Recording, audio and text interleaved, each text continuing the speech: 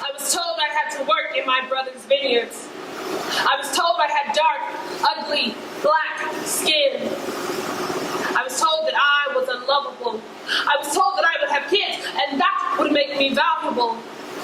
I was told to be quiet in church, to submit to my husband, to lie back and think of England. I was told that it was all in my head. I was told that it was all my fault. I was told. And now I will tell. When I saw him the first time I came, overall giddy, I was talking with a friend, and then suddenly I was stammering, and my hands were shaking, and my nipples were hard, and I could not stop staring.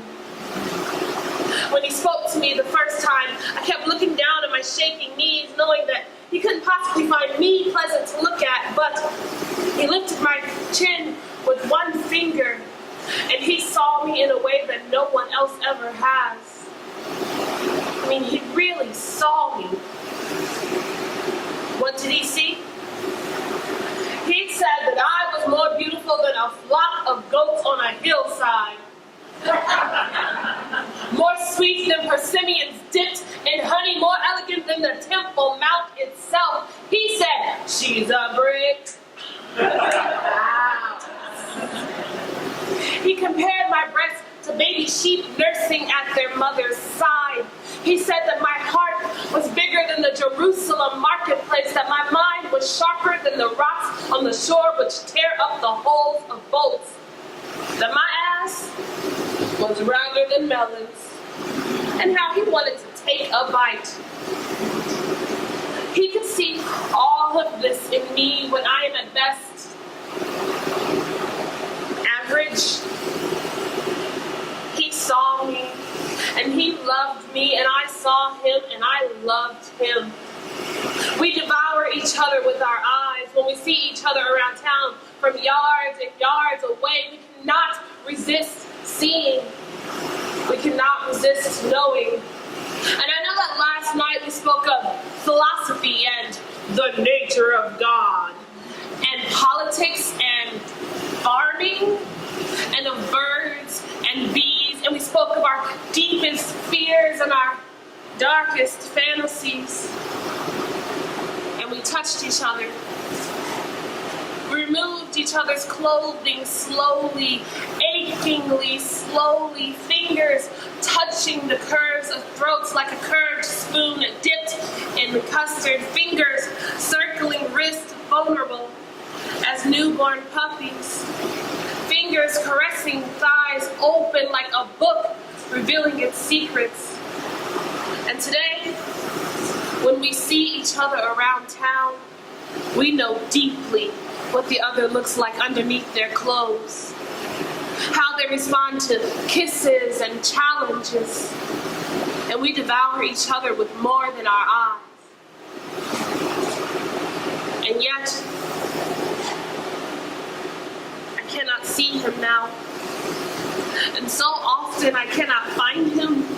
He doesn't respond when our texts, and our friends have not seen him, and I run across sidewalks and fields and through autumn leaves, smelling of wet and death, and I weep, and I meet people as I wonder, and they look at me in disgust, and they tell me that no one will ever love me as he does.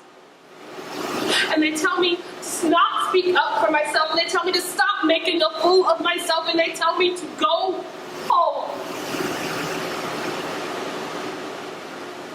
And so I return to my bed in my empty apartment, which still smells of his soap and his skin and sex.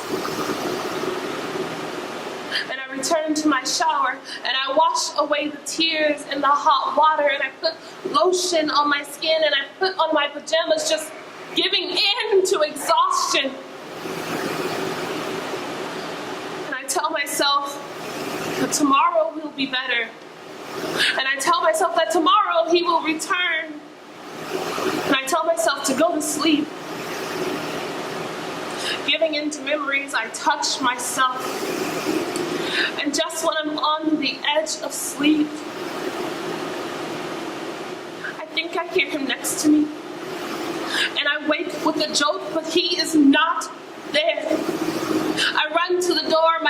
still slick with lotion and my own moisture, and my feet are bare, but he is not there.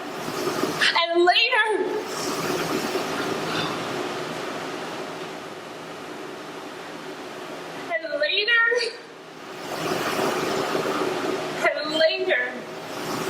we have carved out time to lie in the grass, soaking the sun into our skin, seeing its red glow through our eyelids. We take in each other's familiar scents,